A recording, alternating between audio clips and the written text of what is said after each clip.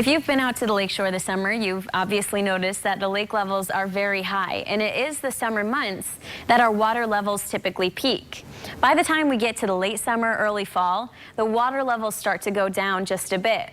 So in the fall, we start to see those levels shrinking just a bit, but it's actually still the fall that we can see the most erosion for those lakeshore areas on Lake Michigan. So here's the setup as we head into fall. To our north, over Alaska and Canada, we have those cold Arctic air masses that begin to develop. Farther down to the south, it's still very warm, it's still very humid because the Gulf of Mexico is providing all of that heat and moisture. So you have the collision between the two air masses, and that leads to the formation of these areas of low pressure.